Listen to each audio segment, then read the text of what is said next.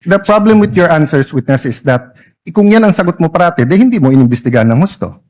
Hindi ho. Because you didn't get the information from your intelligence. Good afternoon, Mr. Witness. So, dediretsuin ko na, no? So, what we're trying to figure out here kasi is, are you really investigating whether may threat kay VP Sara and whether she threatened the individuals mentioned, including the President? Or are you only investigating the video and finding kung meron siyang crime? So, I asked Agent John Mark Calilum, hindi daw niya kinausap ang sabi ko PSG, pero PSC na sila ngayon, di ba? Presidential Security Command. So Opo. did you speak to the Presidential Security Command about the threat on the President? Your Honor, in terms of correspondence between the Presidential Security Command at yung NBI, ang makakasagot po niyan yung Director. Kasi hindi ko alam kung may usapan po sila. Meron po kasi kaming tinatawag na need to know basis. Ang focus lang po namin as... The problem with your answers, witness, is that kung yan ang sagot mo parati, hindi mo inimbestigahan ng husto. Hindi ho. Because you didn't get the information from your intelligence. You did not get your information from the task force. You did not get your information from the Presidential Security Group. Did you talk to the CIDG? Your Honor... May you answer first. Did you talk to the CIDG? No, Your Honor. No. But nag-imbestiga din sila, di ba? I think so, Your Honor, kasi may statement sila. So yun din yung tanong nga ng Senate President eh. Kung iniimbestigahan nyo talaga yung buo at kayo ang head at kayo dapat ang mag-imbestiga, bakit hindi nyo kinausap yung mga ibang nag-iimbestiga? Baka may alam sila na hindi. Yung usapan po na yan, it's a matter of intelligence.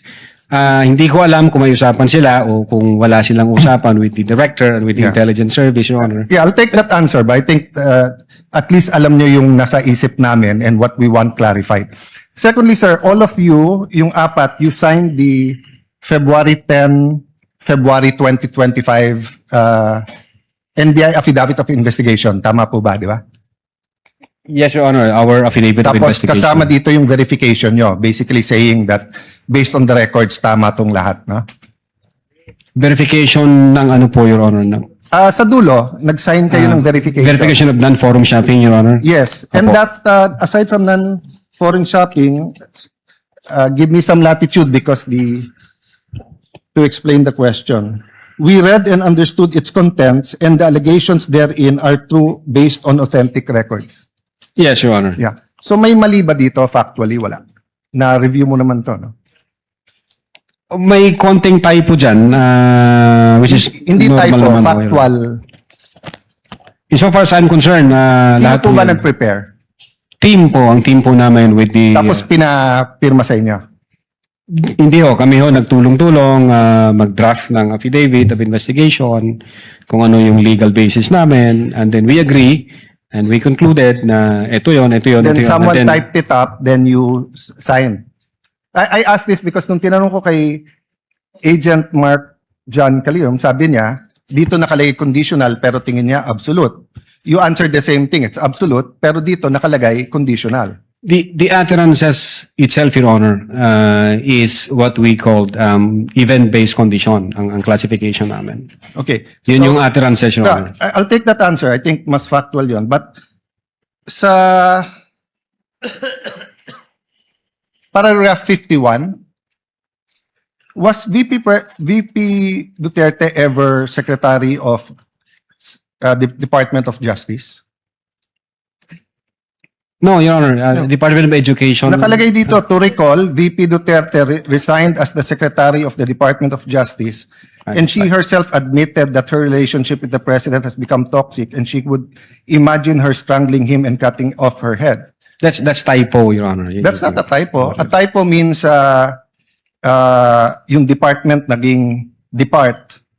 Department of Justice and Department of Education are two different things. Ang alam namin, sorry po. Yes, sir. That's sir. Yeah, Department of Education ang alam po Yeah. namin. So, kasi I just filed my counter affidavit sa ombudsman about yung obstruction of justice. Ilang beses ko kailangan basahin kasi nga, pag may mali, pinirmahan nyo na sinasabi nyo, no? But anyway, going back to the condition, you mentioned the case of SPO2 Hamata. Yes, sir. But isn't it true that the lis mota of that case was really res judicata and double jeopardy?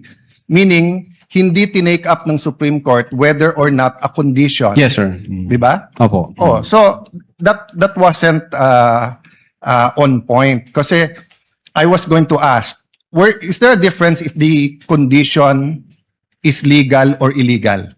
Di ba? So halimbawa, pag sinabi ko sa yung, pag natanggal akong Senate President, patatanggal din kita. Okay. Unang-una, legal naman akong tanggalin na Senate President. We always vote. There's nothing there. But if illegal, o pag pinapatay mo ko, papapatayin din kita. Is there a difference if the condition of why I will act or why I'm threatening you is an illegal act? Well, under the law, Your Honor, it says there that even the condition is unlawful. So, regardless of the nature of the condition, Yes. sir. No, I want to get lang into your mind when you sign this because nga medyo novel yung case to for me. Even as a lawyer, I have to do more research and see anong ibig sabihin nito grave threats dito because you keep mentioning we keep mentioning here that this is the second highest official in the land and therefore pag trinete niya ang pangulo. But who was the Vice President claiming na pwedeng magpapatay sa kanya? Again, Your Honor, yun po yung reason ba't nag-issue kami ng subpoena. No, Gusto po namin... sa reading nyo nung statement niya, sino tinutukoy ng Pangulo na mukhang mag-ooperate sa kanya ng Operation Romanov? Sinong pinagbibintangan niya? Well, una, kung ang pag-uusapan Romanov, Your Honor, ang alam namin na unang nagbigkas ng Romanov ay si Mayor Baste yata noong January 2024. Other yes. than... That's irrelevant. Ang question ko, in the mind of the Vice President, sinong pinagbibintangan niya na pwedeng magpapatay sa kanya? You said you investigated eh. So mahaba na testimony niyo ni Agent John Mark. So of course, kasama sa investigation niyo, sino sa mind ni Vice President magpapapatay sa kanya? Well, again, Your Honor, since wala kaming makuhang valid information, No, hindi ba klaro sa video na ang pinagbibintangan niya is the First Lady, the President, and the Speaker of the House? So sabi niya, pag pinatay ako, patayin mo silang tatlo. So ang pinagbibintangan niya na magpapapatay sa kanya, yung tatlo. I cannot answer to that, Your Honor. Senator Judge Allen, Yes. kindly wind up. But you have to be able to answer that because you're the one who investigated. And that is crucial. Why? Because part of your self-defense, so for example, if I know na sa senator judge, pag hindi ako bumoto one way or the other, papapatayin ako ng whatever, chief PNP or papapatay ako ng whoever. So pag sinabi kong, pag ako pinatay, si ganito nagpapatay sa akin. And then, ang difference, I don't usually give a threat na patayin mo rin. So could it be that actually that was the defense of the Vice President para hindi siya patayin? I don't know the state of the mind of the Vice President. But you've testified all throughout this afternoon that you went into her state of mind. Based on the series of events, Your Honor. Yes, and based on her statement. And her statement and the series of events is nag-away sila ng administrasyon. And the series of events is that sinasabi niya, pag ako'y pinatay, eto tatlo ang papatayin nyo. Okay, last question. Kay Attorney Lopez, tinanong din to ng Senate President ni Senator Tulfo. At di ko na itatanong pero napahapyawan ni Senator Erwin din to yung tungkol kay yung sinabi ni si Attorney Lopez, sabi mo, even before kasi nangyari yon, nakausap na ni Vice President yung papatay. That's the literal meaning of the statement. Yes, that's the literal meaning, but did you believe her? Well, she's the Vice President, sir. So she also said freedom of expression, so you also believe her? Not based on the evidence that what we gathered, sir. No, okay, so I'll stop there but I'll read to you. Sinabi niyo kasi sedition. Pero tignan niyo po yung page 25 nung sarili niyong affidavit ha. Si Princess Maui, ang sinabi niya, Ano po ba ang pwede niyong maging remedy para matapos na ito, lalo't nagsisigaw na po ang taong bayan na mag-people power na? So actually, I would consider ang nag-uudyok si Princess Maui. Of course, we can discuss people power, but pero tignan niyo po ang sagot niya after yung sa pagpatay. Ang laban ay wala dyan sa EDSA, ma'am. Wala dyan sa mga highway. Ang laban, ma'am, nandun sa loob ng palasyo. Yan ang problema. We appreciate yung expression nyo ng disgust, ang pagkamuhi, ang hopelessness, kasi it reflects kung ano nararamdaman ng maraming milyon-milyon. Alam ko yan, ma'am.